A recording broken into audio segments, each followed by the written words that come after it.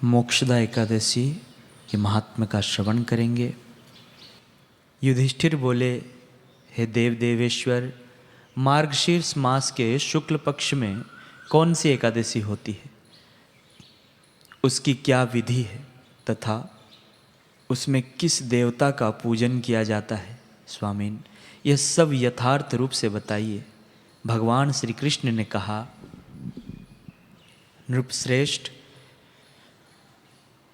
मार्गशीर्ष मास के शुक्ल पक्ष की एकादशी का वर्णन करूंगा, जिसके श्रवण मात्र से वाजपेयी यज्ञ का फल मिलता है।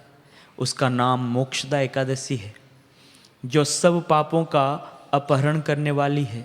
हे राजन, उस दिन यत्न पूर्वक तुलसी की मंजरी तथा धूप दीप आदि से भगवान दामोदर का पूजन करना चाहिए।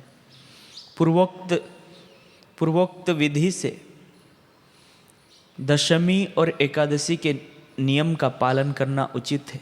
मोक्षदा एकादशी बड़े बड़े पातकों का नाश करने वाली है। उस दिन रात्रि में मेरी प्रसन्नता के लिए नृत्य, गीत और स्तुति के द्वारा जागरण करना चाहिए। जिसके पितर पापवश नीच योनि में पड़े हों, वे इस एकादशी का व्रत करके इसका पुण्य दान अपने पितरों को करें तो पितर मोक्ष को प्राप्त होते हैं।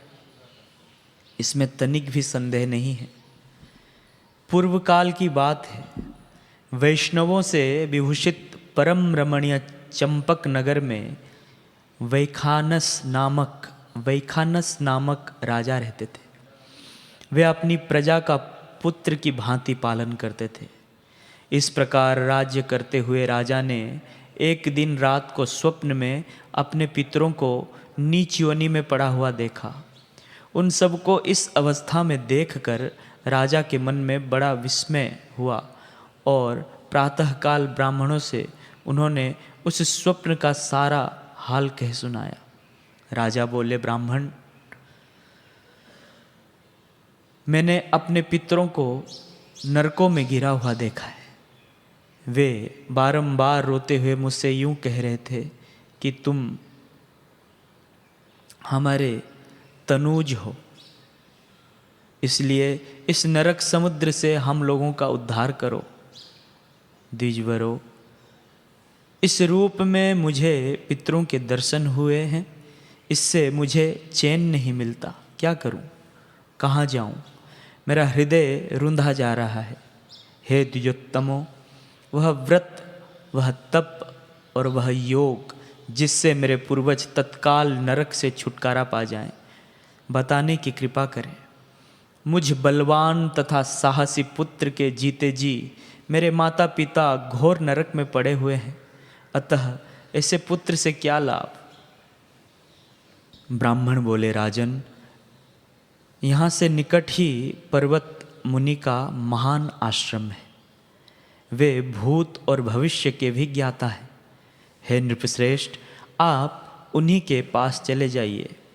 ब्राह्मणों की बात सुनकर महाराज वैखानस शीघ्र ही पर्वत मुनि के आश्रम पर गए और वहाँ उन मुनिश्रेष्ठ को देखकर उन्होंने दंडवत प्रणाम करते हुए मुनि के चरणों का स्पर्श किया।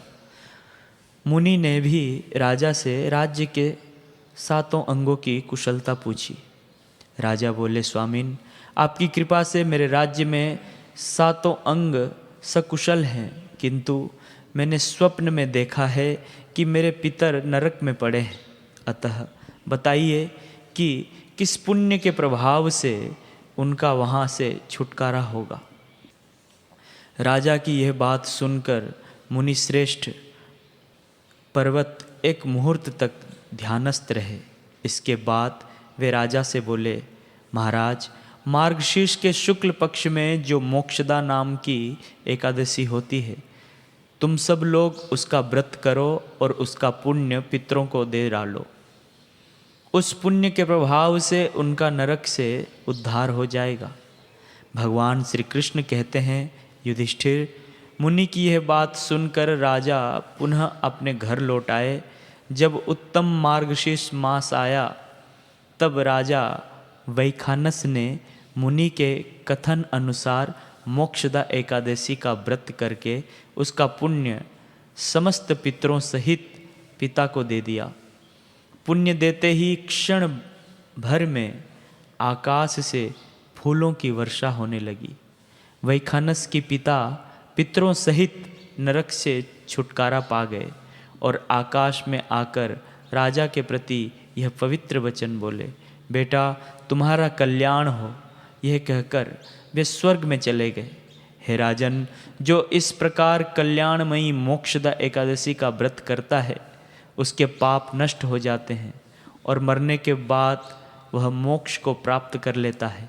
यह मोक्ष देने वाली मोक्षदा एकादशी मनुष्यों के लिए चिंतामणि के समान समस्त कामनाओं को पूर्ण करने वाली है। इस महात्म्य के पढ़ने और सुनने से वाजपेयी यज्ञ का फल मिलता है।